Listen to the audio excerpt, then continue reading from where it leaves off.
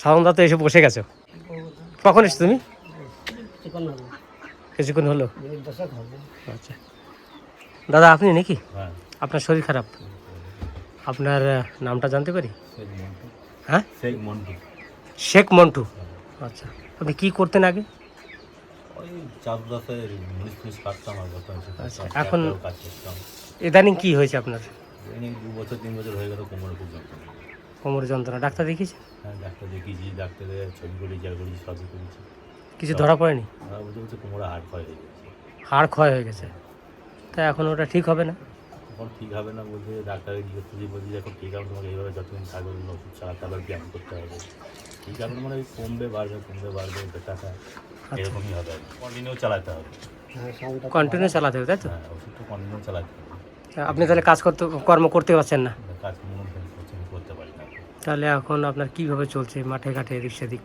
2-1 দিন মাঠে ঘাটে যাই, আমি যখন কর্ম যারা করি তারা আমাকে সহযোগিতা করে। সহযোগিতা বলতে কাজ করতে করতে বলে একবার বস আরাম কর, তারপর আবার খালি বলে আবার বসে, এরকম করে যে গাড়ি বসে বসে কাজ করতে দেয় তো, দাঁড়ানো যায় না। এগুলো আমাকে হেল্প করবে। আচ্ছা, তাহলে বন্ধুরা আপনারা সবই শুনতে পারলেন। এই যে দাদারা 2-3 বছর ধরে কোমরে ব্যথা, তাই এই হচ্ছে ওনার বাড়ি। আপনি সরকারি সহযোগিতা কিছু পাননি?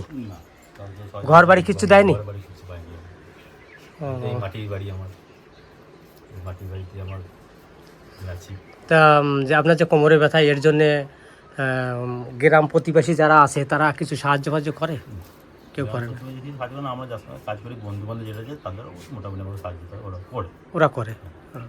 তাও যাক, তোমার তো ভালো বন্ধু, তারা বন্ধু বান্ধবের সঙ্গে আপনি মেলামেশা করেন, তারা যাক একটু হেল্প করে। যাক, আপনাদের বন্ধুকে অনেক ধন্যবাদ যে আপনার মতন লোককে তারা একটু সহযোগিতা করছে। তার জন্যে আমাকে তো সাধনদা বলেছে, কালকে রাত্রে ফোন করে বলে এক ভাই আছে কোমরের ব্যথার জন্য উঠতে পারে না, বসতে পারে না, তুমি যদি একটু আসো তাহলে ভালো হয়। তাই ওনার কথা শুনে আমি চলে এসেছি আজকে আপনাদের বাড়িতে।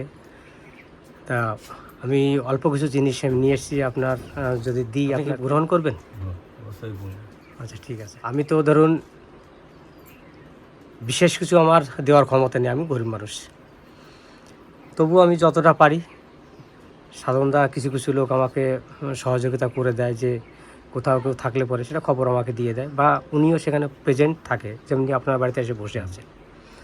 আমাকে বলেছে ওই বাড়িতে আমি আসছি, তুমি আসো।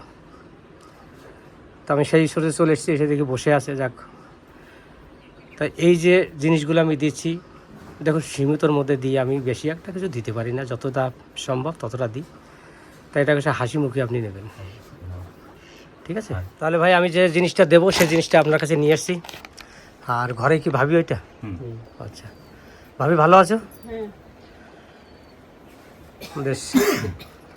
তোমার দাদার সঙ্গে কোনো কষ্ট হচ্ছে না তো? কষ্ট হলেও কিছু করার নাই, উপরওয়ালা আল্লাহ মালিক যা লিখিয়ে দিয়েছে কপালে সেটাই আপনার হবে।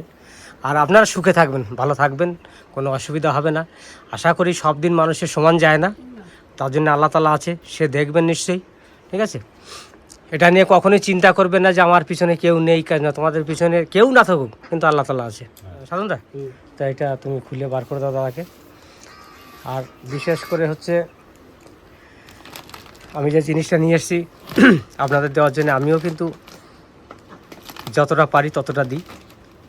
আপনার যদি কোনো অসুবিধায় পড়ে আপনি আমাকে ফোন করবেন, আমি ফোন নম্বর দিয়ে যাব। যদি কোনো অসুবিধা হয় তাহলে ফোন করবেন, আমি অবশ্যই আপনাদের কাছে আবার আসবো।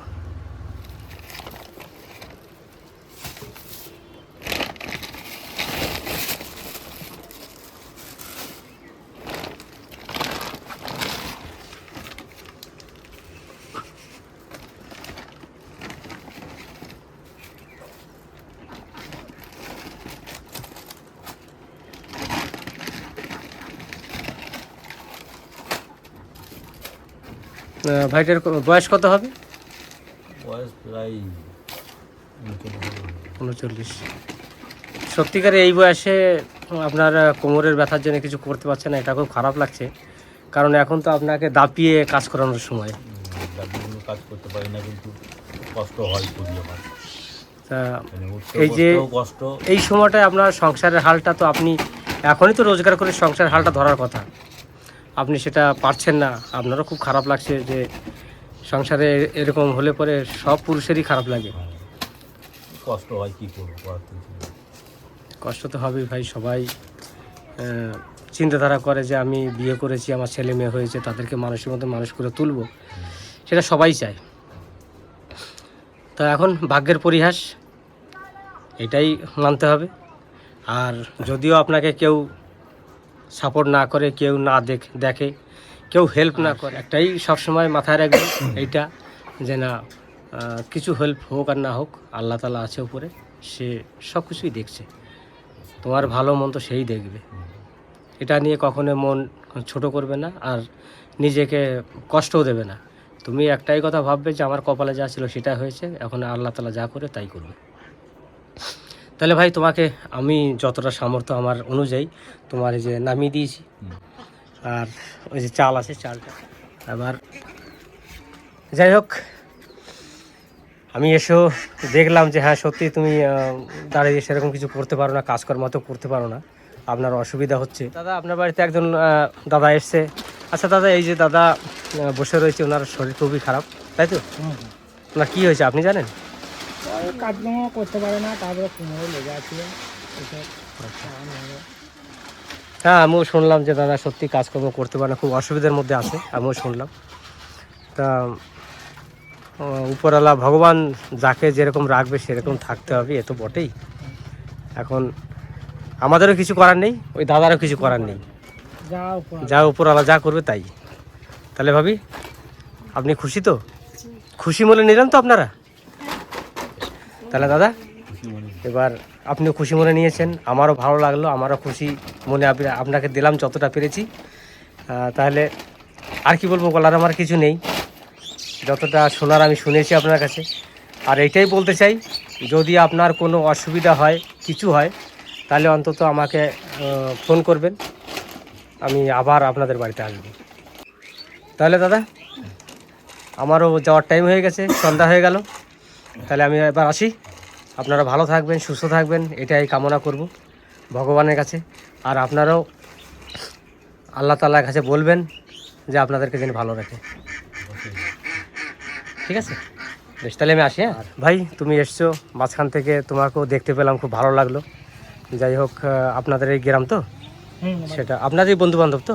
হ্যাঁ যাক, বন্ধুকে একটু দেখো, খেয়াল রেখো, সবাই মিলে, সব বন্ধুরা যদি মিলে একটু খেয়াল রাখো, ওনার হয়তো কোনো অসুবিধা হবে না। বেশ, তাহলে আমিও আসি এবার, ভালো থাকবেন আপনারাও। ভালো থাকবেন। বেশ।